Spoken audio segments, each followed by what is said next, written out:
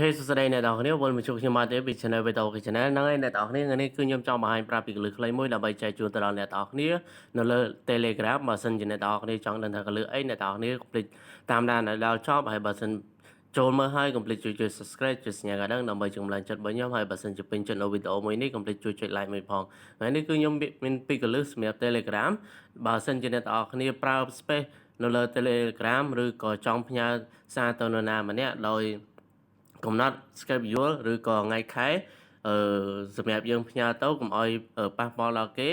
បើសិនជាអ្នកនរគ្នាចង់ផ្ញើអ្នកនរគ្នាហ្នឹងហើយយើងចុចពាក្យថា hello មកហើយបន្តមកទៀតអ្នកនរគ្នាจะគាត់ដល់កន្លែងសញ្ញា send ឬក៏សញ្ញាព្រួយនេះមកគាត់ឲ្យយកវាជាប់មកហ្នឹងហើយអ្នកនរគ្នាអញ្ចឹងខាងលើនេះគឺ schedule message ហ្នឹងហើយអ្នកនរគ្នាអញ្ចឹងបើសិនជាអ្នកនរគ្នាចង់ផ្ញើទៅថ្ងៃហ្នឹងអ្នកនរគ្នាគ្រាន់តែ send ទៅគឺរួចជាការស្រេចប៉ុន្តែបើសិនជាអ្នកនរគ្នាចង់ផ្ញើទៅថ្ងៃស្អែកខែ3ថ្ងៃទី18វេលាម៉ោងប្រហែលទៅតាមចិត្តរបស់អ្នកនរគ្នានៅពេលដែល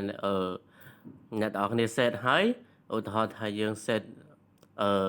ថ្ងៃពុធខែ3ថ្ងៃទី20ទៅអញ្ចឹងបើសិនជាអ្នកនរគ្នា set ហើយនៅម៉ោង9អញ្ចឹងហើយហ្នឹងហើយអ្នកនរគ្នាម៉ោង9អ្នកនរគ្នាគ្រាន់តែចុច send មកនៅពេលដែលម៉ោង9គឺសារមួយហ្នឹងគឺបានផ្ញើសារទៅឈ្មោះគាត់តែម្ដងហ្នឹងហើយអ្នកនរគ្នាអញ្ចឹងបើសិនជាអ្នកនរគ្នាប្រើប្រាស់ Telegram វាមានលក្ខណៈស្រួលដែរអញ្ចឹងមួយទៀតបើសិនជាកលឹះមួយទៀតបើសិនជាអ្នកនរគ្នាប្រើ space អស់ច្រើនអ្នកនរគ្នាចូលមកកាន់ setting មកអ្នកនរគ្នាហ្នឹងហើយបន្តមកទៀតយើងយកពាក្យថា data and storage ហ្នឹងមកគឺ Telegram របស់ខ្ញុំគឺប្រើអស់ច្រើនមែនទែនឃើញអត់អ្នកនរគ្នាគឺប្រើរហូតដល់ 11G បើសិនជាអ្នកនរគ្នាមានទូរស័ព្ទ memory ទូចប្រកាសជាអ្នកនរគ្នាស្ងល់ថាហេតុអីវាប្រើឆាប់អស់នៅ memory របស់អ្នកនរគ្នាដោយសារតែអ្នកនរគ្នាបានមើលវីដេអូឬក៏រូបភាពឬក៏អ្វីផ្សេងនៅក្នុង Telegram តែម្ដងបើសិនជាអ្នកនរគ្នាចង់ clear វាអ្នកនរគ្នាគ្រាន់តែចុចពាក្យថា clear មកគឺរួចជាការស្រេចហ្នឹងហើយអ្នកនរគ្នាគឺវាសម្អាតយើងតែម្ដងហើយអ្នកនរគ្នាកុំភ័យថាខ្លាចបាត់